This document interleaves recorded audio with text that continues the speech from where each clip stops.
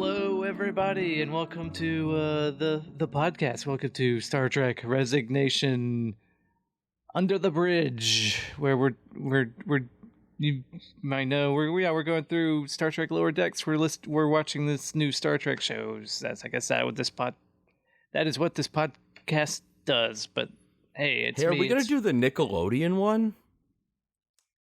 That's a good question. I'm up for it. It sounds fun. Well, I know you're up for it. I'm asking Jason Wade. Okay, well, Jason Mantzoukas is in it. I don't. Yeah, great. yeah, it's a lot. He works a lot. Yeah. Are we gonna? Yeah. Right, we're not gonna do the long dumb road on this show. Pretty good movie. I was about to say I enjoyed that movie. That movie's It's fun. good. Yeah, I don't know what you're talking it's about. planes, trains, and automobiles. But Well, I love that With movie. Jason Mantzoukas and Tony Revolori. Tony Revolori. And who? I don't know that. Yeah, He's Flash Thompson in the new Spider-Man movies. Also, Grand Budapest Hotel. What? Oh yeah. Okay. Oh, there you go. Okay, he's fine. He's no John Candy. No. Or Well, who could be? or it's Mantzoukas is the John Candy. Yeah, he's the character, John I was about to say Candy. Mantzoukas is arguably the Candy role. He's Yeah, definitely the Candy, Not he's not the straight man. exactly. Obviously. Yeah. Yep. That's a fun movie, though. Worth checking out. Well, this is a Star Trek podcast, and Sure. that Nickelodeon show. I don't know if we're going to talk about that. I don't know if we're going to do disco. I don't know. I don't know what my heart can take. Very good. But you know what?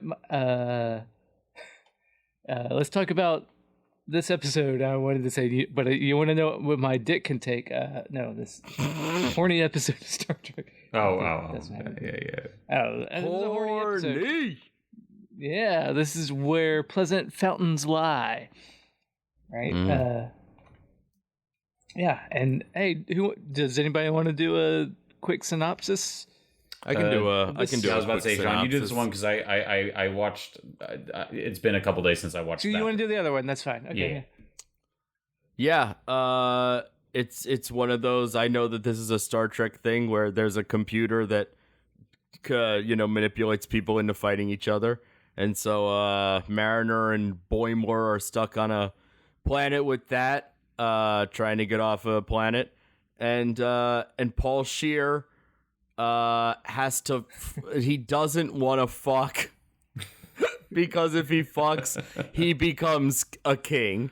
And his mom wants him to fuck. I was about to say, Sean, you were missing the key element. No, don't you worry. I was getting there.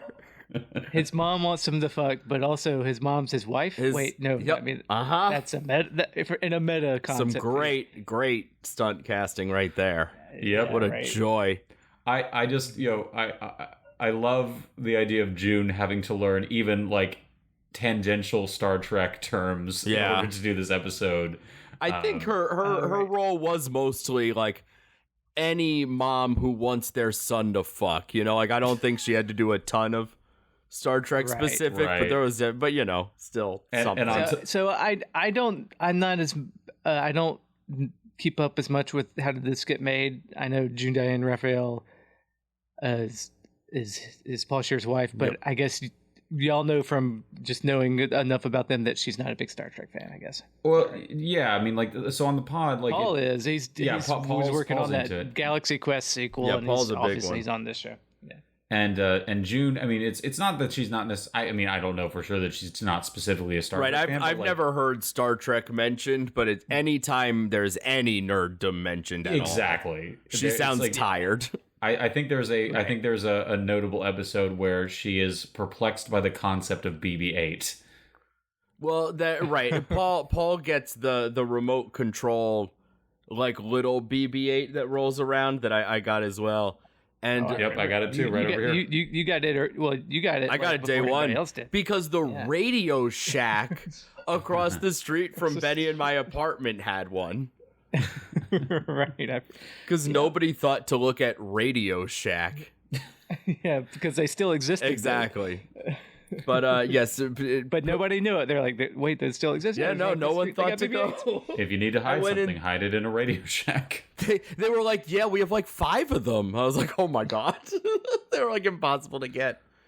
But yes, Amazing. I believe June's now famous quote was, "What's its mission?" Yes, is what she said, okay. which is very well. Anyways, she's in this episode. She's great, right? Yeah, she's very fantastic. playing the mom who wants her son to fuck. Oh, just a classic character. Well, we're also glazing a little bit over the premise of like Paul Scheer's character. What Billups, I think his name is that he is Endorethio Endorethio, Prince Endorethio. And I forget what they called their people, but they were at first I thought they were supposed to be aliens, which would have kind of fit into the whole trajectory of the season, taking TOS style things and folding them into like the modern canon. But it seems like it is a society of Ren Fair enthusiasts who colonize the planet. Isn't there a TOS episode that is basically just a Renaissance planet? Yes. Mr. 100% let me down again. Yes. So it wasn't this planet, or was it? There's an episode of TOS where they go to. It's not quite I'm sure there are others that kind of fit that bill. The one that this made me think of was when I didn't. Hesperia. Sorry. Oh yeah, right. That's the name. That's the name of the Billups clan. But there's a TOS episode where they go to kind of like, it's closer to like Viking, like not quite Viking, but that kind of like general aesthetic. But in that episode, they are specifically aliens, and notably, that's an episode where McCoy is like doing a medical examination of one of them, and specifically states that these aliens that look identical to humans have different physiology, like because he's like, I think it's like a pregnant woman, and he's like, your heart's not in the right place or something like that. And I remember that being notable watching TOS, because they normally didn't really, they kind of, just the aliens for the most part were just like human actors with no makeup, like extra makeup or anything.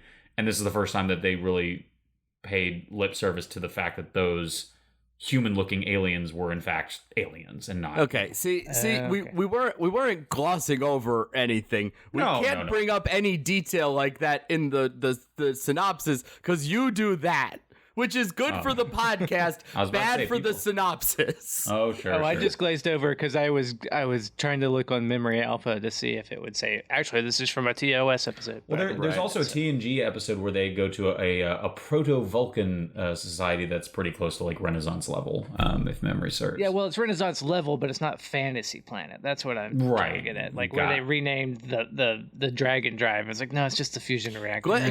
Rutherford's like, what about the Elf Matrix? And he's like, don't do that. You don't have to do that. But I like that. I like that dynamic of like, we're again like a bunch of Ren Fair people just renamed a bunch of shit. Right. Because I thought that was a TOS trope, or I honestly thought that maybe there was a TOS episode that this was directly pulling from, but I guess not. Nothing specific that I can recall, at least. But look, I may be Mr. 100%, but I'm only human. And I'll look at Memory Alpha. How about that, Wade? Okay. Okay, good. I'm glad we settled that. All right, guys. That's been Star Trek Resignation. See you next week. Good pod, guys. No, Glenn, the synopsis is over. Oh, then nothing else you didn't want to mention what happens with the computer or anything? I said they're stuck on an island on a planet with the computer. That's what you do in the synopsis. Then we talk about the beats. Okay, well, all right. Well, yeah. Don't Glenn my synopsis. If you want to talk about the beats now, he's done with the synopsis. Right, you can do that. I'd love to talk about the beats. It's beats time. So I think most notably is who is voicing that evil computer, which is one Mr. Jeffrey Combs. Jeffrey Combs. Jeffrey Combs. I know. Sorry. I'm on Memory Alpha now, and I was reading. Mixed. We're all distracted. I'm sorry. That's okay. Jeffrey Combs, Sean, is an actor who I believe has been, at least since the TNG era, like in a guest star capacity, probably the most prolific like Star Trek guest star.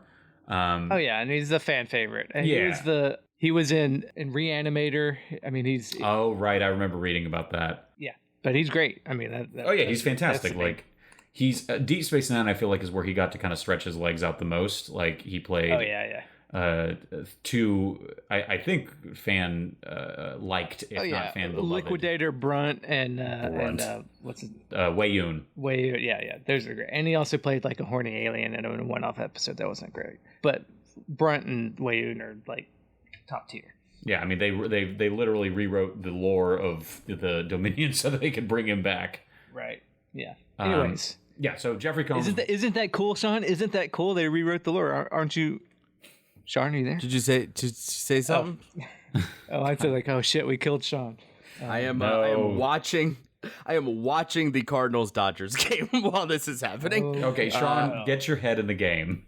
Now, if you're done, I'll happily turn it off. All right, we're done. Wow, that's good. Okay, cool. All right. I'm just glad baseball is so boring, so that we can actually keep you. Hey. Hey, sorry. Well, hey, you know what? National League. I don't care about National League baseball. All right. Well, quick, let's talk about this episode before Glenn talks about baseball. And also, so yeah, this episode like took all the Star Trek tropes. I mean, the Renaissance planet wasn't as big a callback as I thought it was going to be. Not a TOS thing, by the way. I've confirmed. Now that we're talking this out, okay, I'm learning things. But then the overbearing mother that jumps on the ship is basically they're playing with the Deanna Troi, Luxwana. Big TNG. Luxwana Troi vibes from June's character. Whereas and she's a horny mom trying to get her daughter to not be so uptight all the time, and this is like a horny mom trying to get her son laid. Well, I think I have an even simpler description for Sean's benefit is Luxwana Troi is often compared to Pepe Le Pew in terms of her characterization on the show. Canceled? Yeah, no, she's Pepe Le Pew for Picard, but then also. Yeah, I mean, I made that illusion a lot when I was talking about DS9 and when she came up, but she's pretty good. Yeah. And her episode with her like arc with Odo on DS9 is really great. But anyway, that's not what we're talking about. Yeah. Played by Gene Roddenberry's wife, but doesn't matter. She's not in this fucking episode because she's dead. Wait, did you like this episode? Did I like it? Yeah. Yeah, I liked it a lot.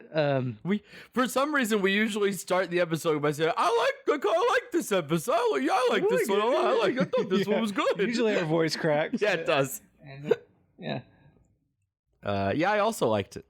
I did too. Yeah, it was fun. I'm not embarrassed to liking these things anymore. It's like, wait, no, it's a good show. Yeah, no, it's actually I'm not surprised anymore. Like, oh, wait a minute. This. I've settled into a nice, just like, when I watch this show, I like it. I have a good time. Yeah. This show is very enjoyable. Like, it is like, which unfortunately is like a great achievement in the era of New Trek. It's like, they made something that's genuinely fun to watch. Yeah, I mean, this does the more of like kind of the characters are like good characters, and the character work is good in this. Like, you have.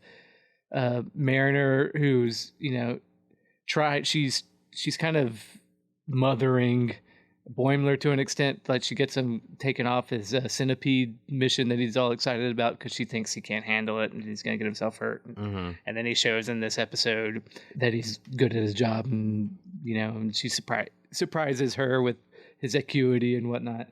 Right, I do want them to sort of move forward a little bit. I feel like we've done that a little bit now, she's like, dude, all you're talking about is the Titan. He's like, I can actually do stuff, and she's like, I can do stuff, nobody else can. It's like, all right. And I still enjoy the ride, but it's like, okay, let that dynamic evolve a little bit, or chill out, just rest that beat a little bit and you're fine. I mean, I feel like it has evolved a little bit because they got past the "you left me behind, you son of a bitch." No, it's true. She was angry, and then the last couple of episodes they dealt with that, and they're like, okay, we're past that now. And now it's like, I don't want to hear about your study abroad. Is it Yeah, that's so funny. As someone who studied abroad, oh boy. Did you study abroad, Sean? I did, in fact, drive everybody fucking nuts when I got back. Tell me about fucking Australia. It was fucking great. It was the best. Yeah. Do they call McDonald's something different over there? Yeah, they call it Macca's. Sean, I fucking know. And they call Burger King Hungry Jacks. That is pretty wild to me. Yeah, because it's there's it's another like a monarchy, Burger King, right? So. Yeah, exactly. Listen to Doughboy. I was about to say we all listen. We've all heard Weigers. Yeah. But I like that. The 10D Rutherford kind of thing where she's pushing him to go out, and he doesn't want to go on an away mission because he likes the ship, and at the end of it he's like, no, that was great, and she's like, wait a minute, I have to learn to be okay with you possibly dying, and we don't know if she's okay with that or not. So it's doing the work. Yeah, and it does more of the Star Trek tropes of the engineer, the chief engineer is basically dating the ship and kind of an incel in a way, kind of the way Geordi was to an extent, and they just blow this out, and this one's like, no, he's an incel, and he's a volcel in this, right? He can't. That's what a funny fucking stupid fucking joke.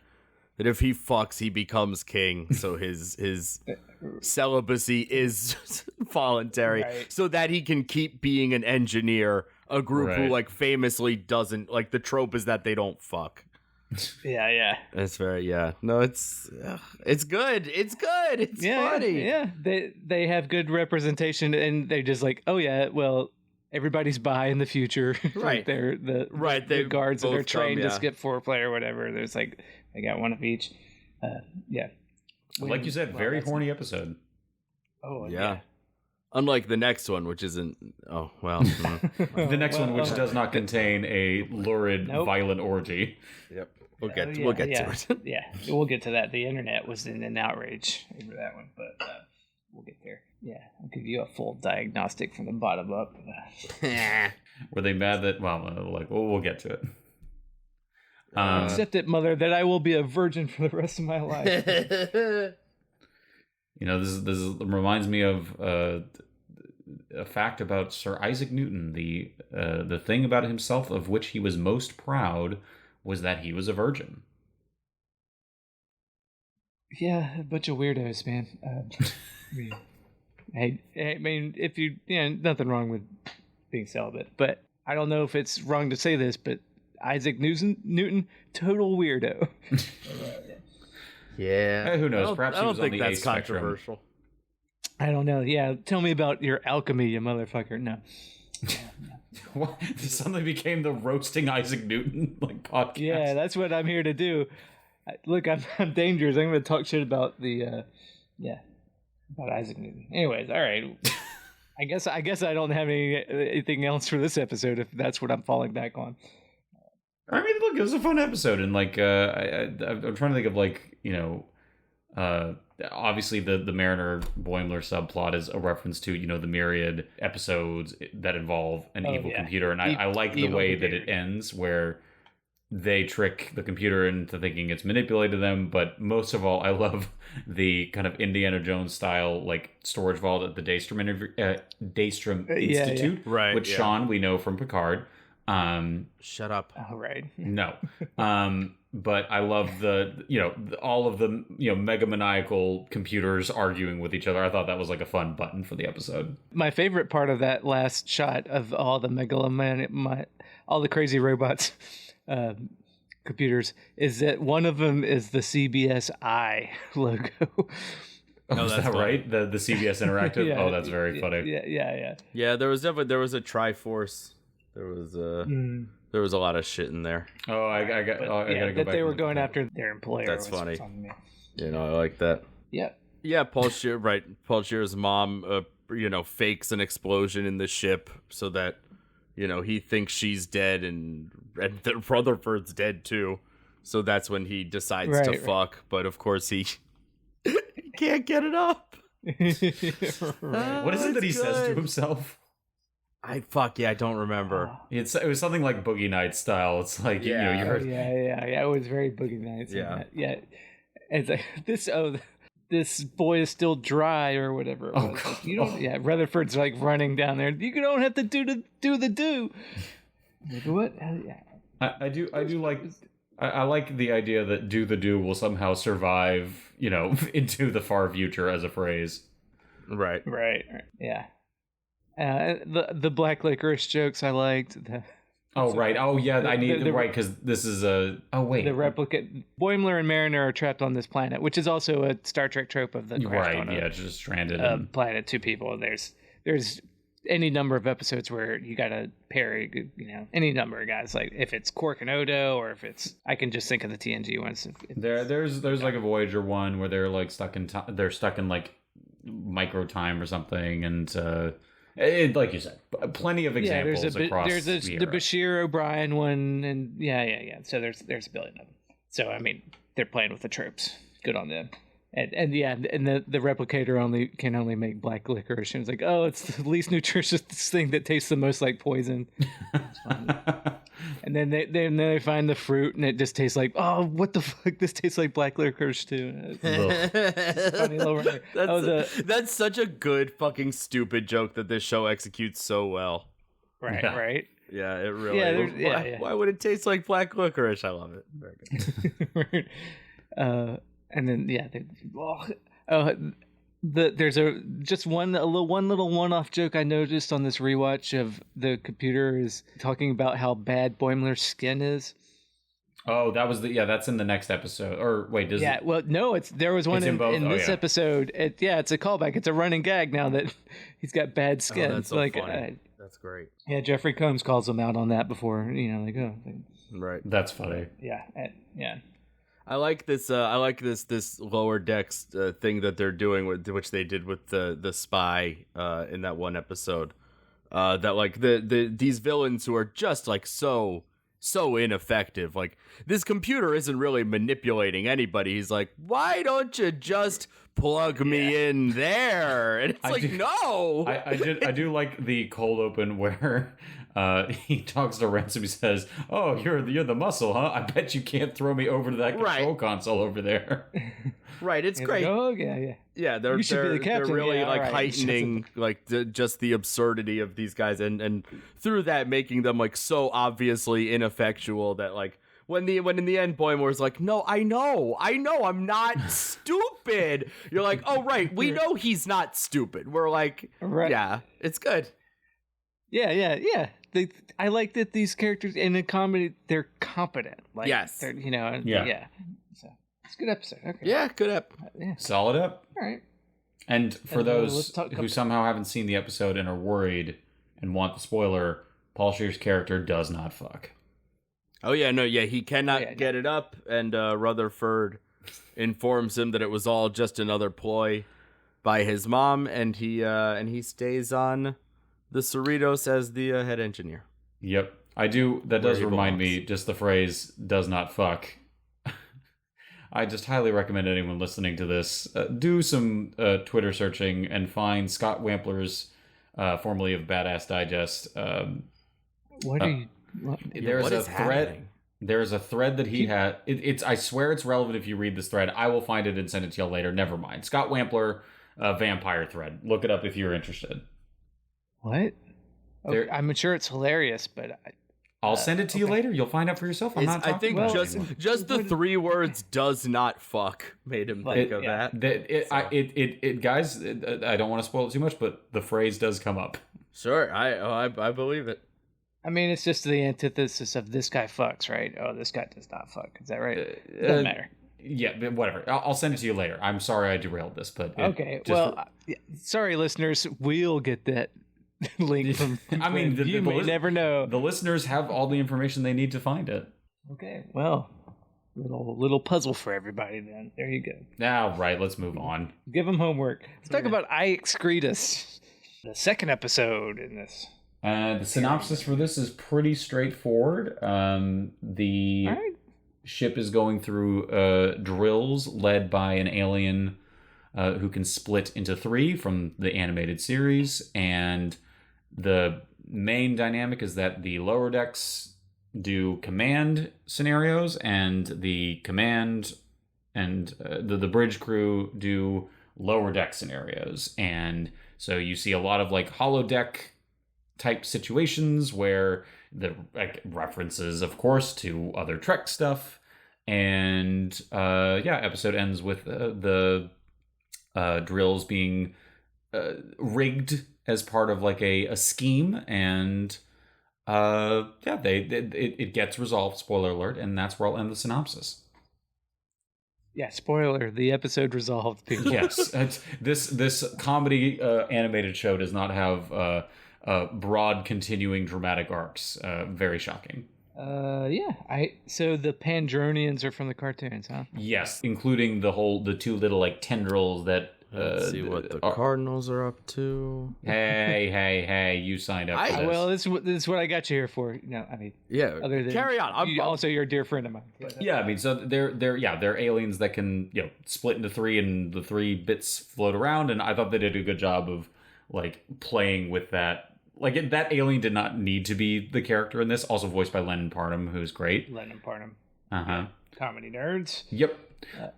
I mean that's one of the things I low-key love about Lower Decks is that every week at least one person I adore from like random comedy stuff is in a guest capacity, and this week was no different. But I thought this was a really fun episode because I think it kind of played with obviously a bunch of like Star Trek tropes. So my personal favorite joke was the mirror universe, in which they basically did the same joke we did, where it's like, I'm so bad, and I'm so horny. And right. Like, I love torturing. It just makes me so horny to torture. And I'm so horny that I just gotta torture somebody. It's a vicious circle. He's like, all right. and you know, like, and they're playing up how like over the top that is, but that's what it's like. Yeah, exactly. Yeah, any other Star Trek. If anything, it's understated from how we see the mirror universe portrayed. Mm-hmm. Like Boimler's character, I think, Mirror Boimler in the scenario, I think, puts it best. He's like, I need to think of a way to either impress or kill the captain. It's like, yep, there's the mirror universe in a nutshell. Yeah. I mean, I was definitely not as turned on by anything as I was by Mirror Tilly. So. Right. You mean this was a little dumbed down. I meant what I said. Oh, sure. Yeah. No. They didn't have the disco mirror uniforms. They had the old school sleeveless which look mirror. A lot better, to be honest. Like they're still ridiculous, but like, I mean, if you ask me which one I prefer, I mean, the costuming to an extent was one of the only things we liked about the mirror universe. It's true, but they had style. Yeah, I mean, I didn't actually like it either, but I liked when I do like the Sun King. At least they were, like her like sun goddess headdress in the mirror. Yeah, we all like. Yeah, we were into that. Yeah, this episode does good stuff too. I mean, I like Boimler's arc where it's not so the others keep failing their scenarios, which actually I did also like the Mariner joke of like. She took horse riding lessons, and yet the horses in the hollow they don't like her. Didn't like her. And at the yeah, end, she's like, no, I didn't rig that. That's on you. Yeah. Right. But I particularly liked Boimler's subplot where it wasn't that he was failing, it's that he was trying to 100% the... He's a completionist. Of course. Yeah. Like I like that he's competent, but then in this one, everyone else sucks at it. But it's not just that they suck; it's rigged against them. But right, exactly. The fact that he's 100%ing it, that it was good. Yeah. Right, Boimler's good at video games. Like that makes sense to me. Exactly. Yeah. I like I think the closest we see him get to 100% is when he says, like, because it's the whole Groundhog Day thing or Edge of Tomorrow thing. It's like, he's gone through so many times, and each time he does something a little bit better. And so he's like, I finally beat the Borg Queen at chess and taught her empathy. Right. Yeah. Which fun? He sees her later. He's like, "How's that empathy going?" She's like, "No, we assimilated it." Which we get our second joke about Boimler's skin. Yes. Yeah. It's like, oh, you're a robot. You look almost human. It's like, well, I am. No, your skin's pretty bad. Another guest star, Alice Kurge. What's her name? Alex Kurge, who played the Borg Queen in the TNG era. That's fun. She was a Voyager Borg Queen, right? Yeah, she's on Voyager. No. I think, wasn't she also in First Contact, or was that a different actor? No, that's a different actor. Oh, okay. They I guess obviously. Yeah, they switched Borg Queens. Wasn't she also a Romulan on Picard? Did I? Probably. I don't know. I feel like I might be remembering that wrong.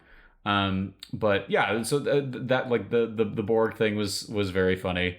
I'm trying to remember. Oh, the other scenario was Rutherford in like the Wrath of Khan. Gotta go into the reactor to save the ship, but he can't open it because his hands keep getting burned. Yeah, because of course they are. Yeah. And what was? And Tendy's. They did. I mean, they were all references. The Tendy had to do the, like remember when Worf broke his back and wanted to die, which was like that. That's a problematic episode, like especially for the handicapped rights. People hate that episode.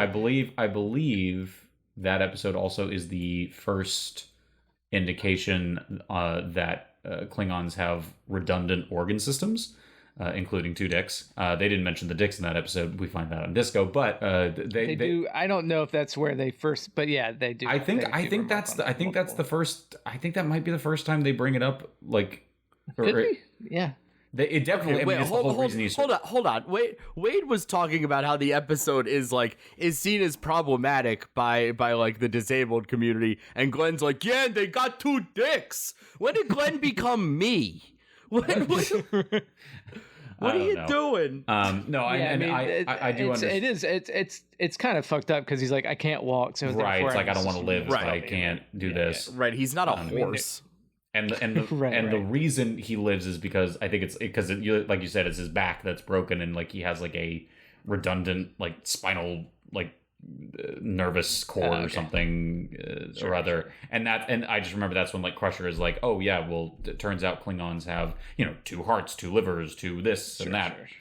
And then Disco of course took the logical progression and said they got 2 dicks. 2 dicks, yeah. And we do in fact there was a writer on DS9 that hated that episode that was in a wheelchair, and there was some DS9 episodes. I don't blame him. I don't blame him at all. That kind of take on that, and yeah. Is that the writer of some of Melora? Of Melora, yeah, which is not a great app, but anyways, I've got a whole other podcast you can listen to for that shit. Tendi has to do that problem, and she doesn't want to kill him, and that's the problem. Comedy ensues. She says, "See you in Stovacor." Right. Klingon Valhalla, Sean. I don't care, Glenn. You don't. Well, Sean, why didn't you say something earlier? Well, let's talk about the thing. I should have mentioned my apathy. Yeah. Maybe you care about the horny, the naked time trope. Yes. Everybody's horny and wants to and has a fuck orgy and with the Mariner's little thing where she goes in, everybody's naked, and it's like, hey, that's an anus. That was a line that made me laugh. I think we see Shax and Tana. Thank you. Which are a established item, I think. Yep. It's been it seems like what's her name? The Lauren Lapkus's Andorian character, Jennifer. That one. Fucking hate Jennifer. Oh yeah, and Mariner's like, oh, hello, but but that's the thing that broke the internet last week, apparently. That somebody was like, remember when Trek was smart, and this is what it is because there's like the taint misbehaving shot. That was so fucking funny. Right. Yo, even I know Trek's always been horny. Yeah. So people were like, oh, this is what it's about now. I was like, well, it works just fine. Come on, get your head out of your ass. And I mean, it's the Naked Time episode. Naked Time is a TOS episode where Sulu fences, but then in the first or second season of TNG, they also did basically. That's where we learned that Data is fully functional. I think. When Data fucks Tasha Yar, was that in the Naked Time TNG episode, or was that just a regular TNG episode where he fucks? It's like the second or third episode of TNG. I believe it is the Naked Time. That's when everyone is like drunk. Well, the Naked Time is the name of the TOS episode where Sulu fences. The episode's called Naked Time? Yes. The Naked Time, yes. Then how could people be mad about this? Fuck off. Right. And then they basically said, hey, remember that episode of TOS? And they did that in the first season of TNG. And I think that's where it doesn't matter. That is indeed the episode where Data and Tasha Yar fuck. We learned that he is fully functional, is the nomenclature. Which implies that Nudie and Soong had some like fuck database that he uploaded. Well, yeah, he gave his robot son a dick because he wasn't an asshole. If he wants to make a human, if you want to make a Pinocchio, and he make him without a dick, and then he becomes a real boy, I mean, what are you doing to the kid? You know? Jesus Christ. What? I mean, look, if I ever made a Pinocchio, I would probably give him a penis, you know? My son has a penis, and I'm glad he does. The important ethical questions being answered by Star Trek Resignation this week. Yeah. Yeah. Should we have a penis? Right. The answer is, I guess. I mean, if you want one. If you want one, get one. A penis in every pot for those who want it. If you want like a bunch of penises, go to Costco. Buy them in bulk. Yeah, right. Buy a bag of dicks for all I care. I don't know. We need to take back the term bag of dicks. It's no longer an insult. It's a gift. Yeah, a bag of dicks is a good thing. Listen, some people like group sex, as we saw in this episode. And, you know, if a bag of dicks is great for that. Which I was going to say before we got on this tangent. So I think the other pairing I noticed was the Andorian and the Trill were together. Yeah. And then what the name of the... Is it Stevens is the guy that, like, has a thing for Ransom? Oh, yeah. Was it Stevens and Ransom or Stevens and Billups? I thought it was I thought it was Stevens because... Billups wasn't there because he's a virgin. Stevens was riding Ransom or Billup. Okay. Yeah, Stevens. He had like a ball gag in. Yeah. Right. I don't know where I end and you begin was the line, which is always funny. Yeah. I believe Miglimo had a ball gag in the Mirror universe too. Yes, he did. That's the Paul F. Tompkins character that didn't actually have to say anything, so they didn't have to pay Paul. Yeah, I was about to say I don't think Paul F. Tompkins did that sound effect. Mm-hmm. Yeah. But it turns out that the I forget the name of the three was there splitting. Did she ever like explain why she wanted them like decommissioned? So yes, she did. I remember. Yeah, because the Enterprises and the elite ships always pass, so right. She had to make her job look like it needed to be there, so she's like, someone needed to fail. To fail, and she set him up to do it. And then they go off and they go on actual non-simulated dangerous missions and freak her out. And Sherry Yemen or Sherry Bing Bang, I think was one of the versions that they said. Yeah. Oh, which by the way, you were asking about Winger Bingston, which they referenced in a previous episode. There is a crewman that you see on like the leaderboard who's called Bingston Jr. And I think we determined that like it's not a reference to something else, but it's weird that like I bet it's probably a running gag in the writers' room. Maybe so. Also showed up on the leaderboard. I bet. Yeah. I mean, now that with that bit of information you just dropped, that it's got to be an inside gag. I bet. Yeah. Star Trek's full of those. Like, sure. Yeah. Anyway, like you said, they put themselves in actual danger to prove that. They can in fact handle the stresses of the job and basically blackmail Len and Parnham into giving them a passing grade. But in order to do this, Boimler has to artificially extend his run of the Borg scenario, and intriguingly is turned into a Borg in the holodeck and becomes Excretus, the eponymous Excretus. Yes, I am human. Drink water. Your skin is a mess. It's a running joke. But yeah, so this was another like very fun episode. I think this is the episode I realized like I actually beyond like liking the show, I do like these characters. I think they've done a good job of like more clearly defining like what each main character's thing is. Like for example, like Boimler like doing the obsessive like speed runs of the video game to get 100%. It's like this makes sense. This totally fits with what I now know about this character. And I don't know. We say this all the time now, but like they're doing the work, and I can't help but appreciate it. Yeah, I don't know why this link doesn't work. It's because it hasn't been updated. Sean just sent us. No, there is one. I'm looking at it. Winger Bingston Jr. Oh, there's supposed to be a dot after Junior, and it processed the dots separately. So you add a dot to the end of that link, and that's Winger Bingston Jr.'s Memory Alpha page. Oh, okay. Oh, I'm on Memory Alpha, so I'll just look it up myself. Do whatever you want, Glenn. You're an adult. Yeah. I just don't have my phone next to me, so it's a character on the show played by other actor Eugene Cordero. Yeah, I didn't realize that. Okay. Yeah, he's an actor. He's like, that's his. Okay. So the funny thing is, I think this maybe started as a joke from the episode where they did the movie parodies, the Rise of Vindicta. Yeah, I think that's the episode he's in. Right, but they, like on the Memory Alpha page, there's like the credits that they're like physically present at, and you see and Winger Bingston Jr. Right.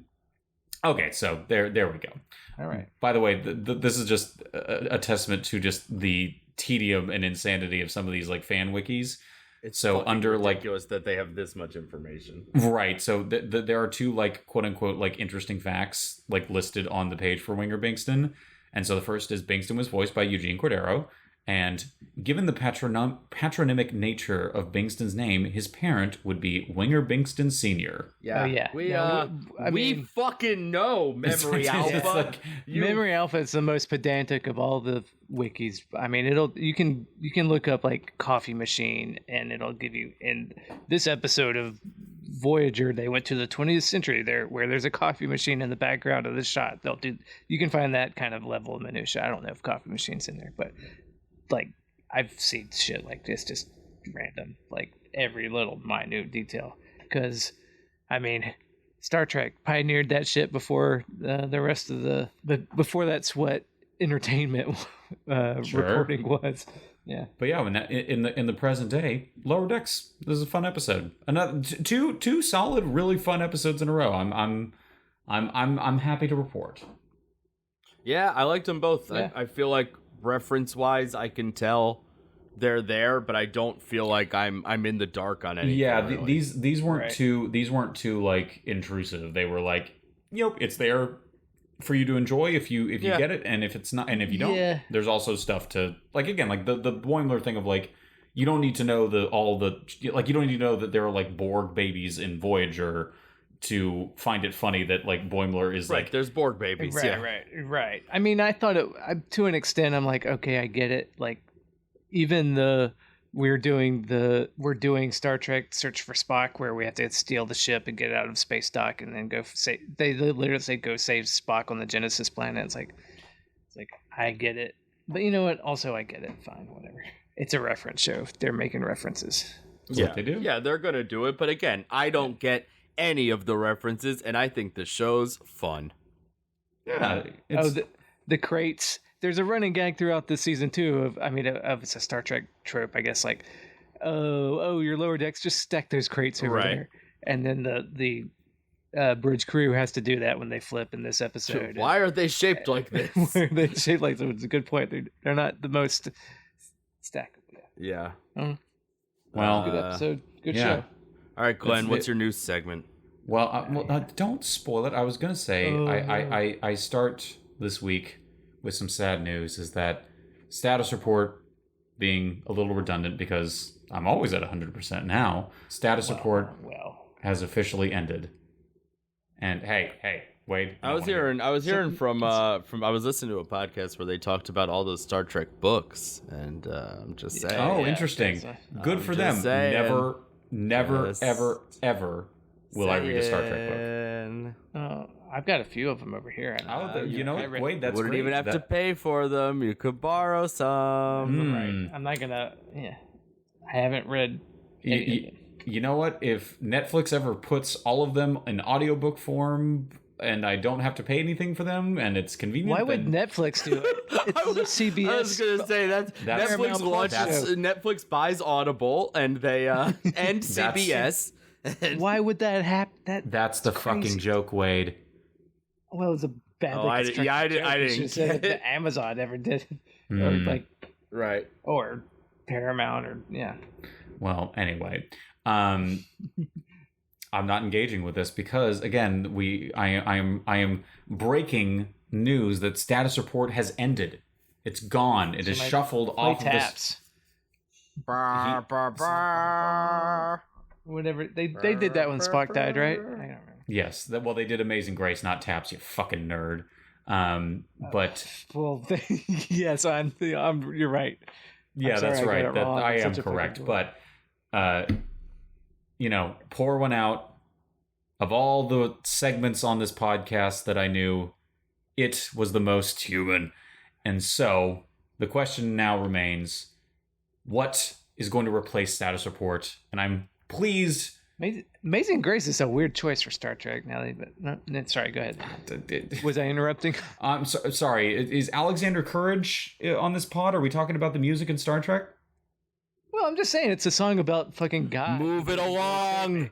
It's not very Vulcan. I'm trying to move it along, and so I know.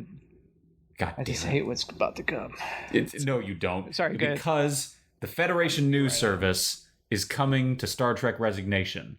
That's right. Our own version of Jake Sisko, intrepid Federation reporter, is coming to this podcast.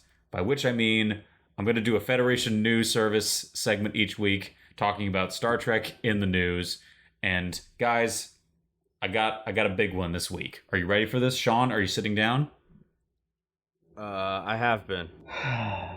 You want me to stand up? He stood for up. this? He's about to walk out of the room. Quick, God damn it! Well, motherfuckers! All right, Bill Shatner's going to space.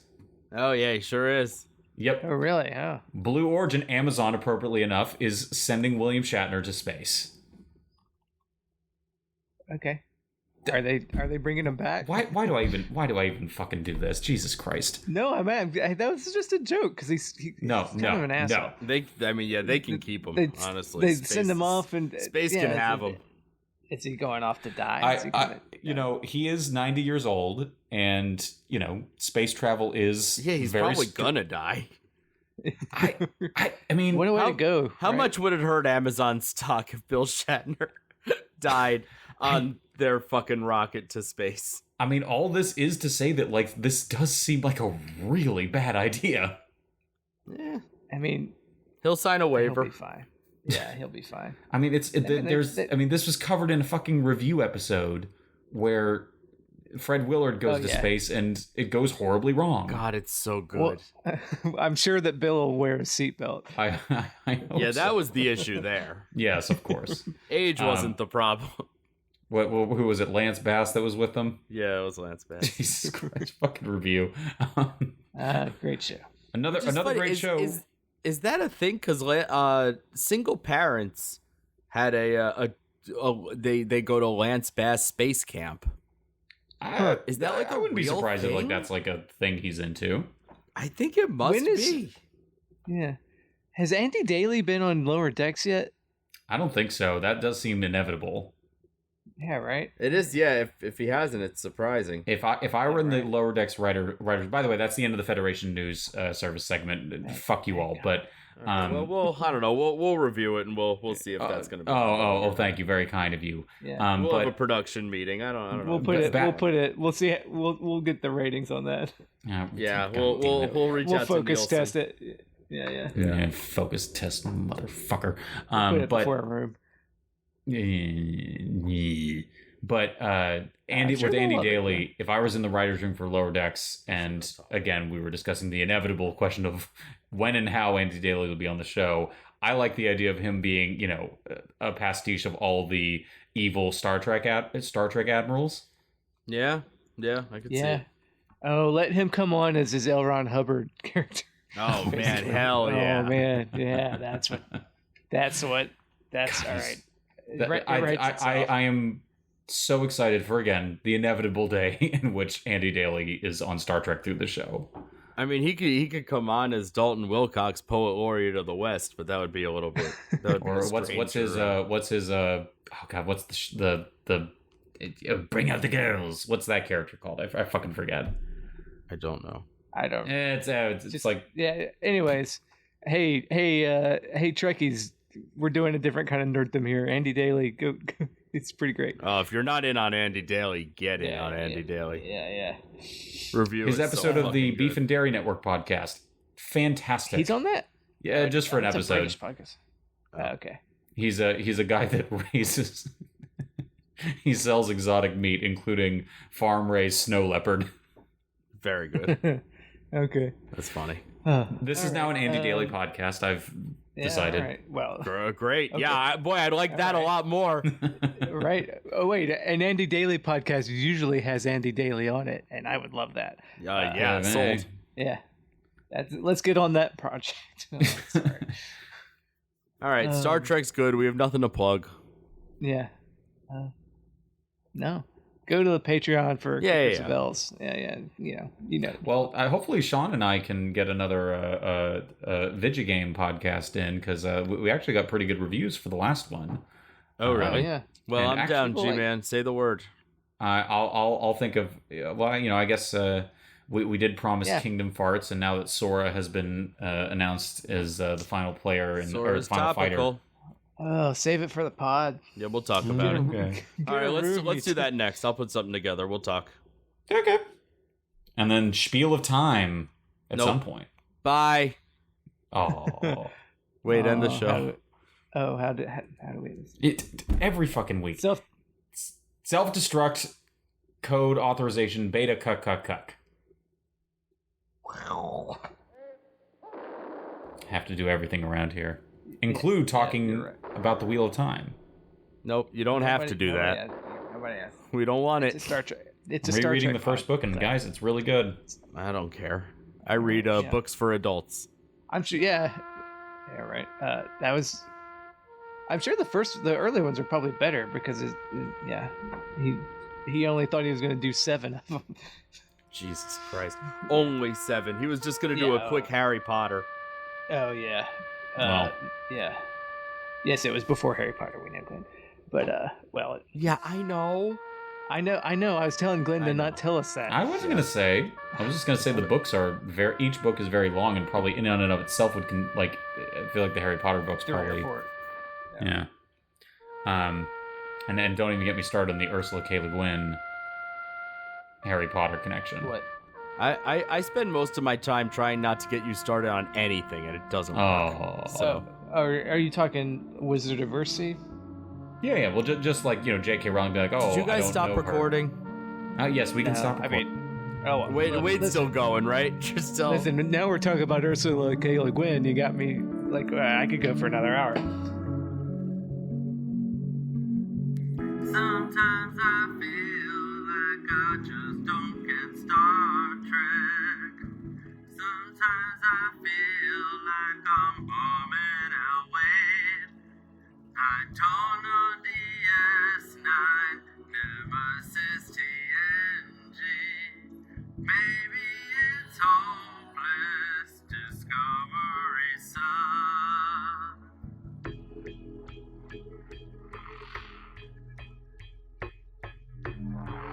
Picard was fine, I guess. Never seen Wrath of Khan. Voyager Enterprise sounds like gibberish. The original series, I guess there's a cartoon. I always wondered where's Star Trek for Sean.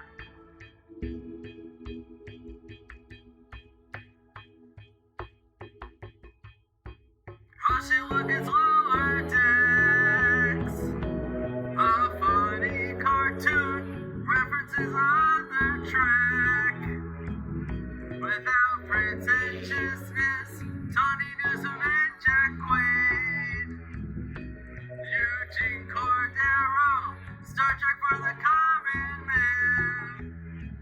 Finally found my place.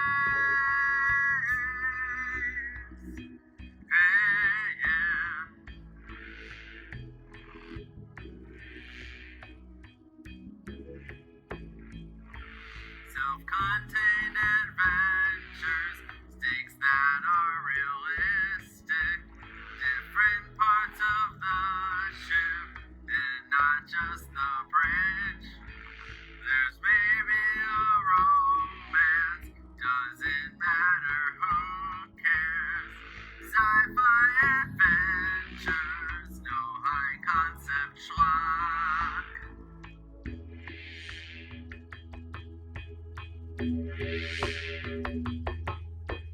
I don't ever wanna feel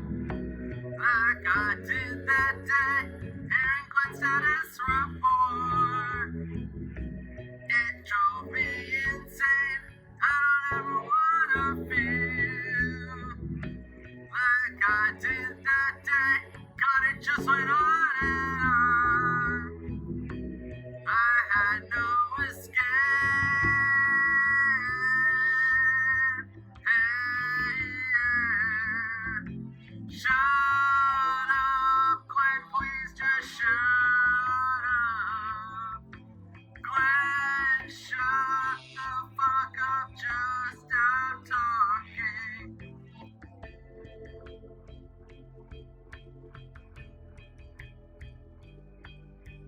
Star Trek Lower Decks. The Star Trek that's the best. Star Trek Lower Decks.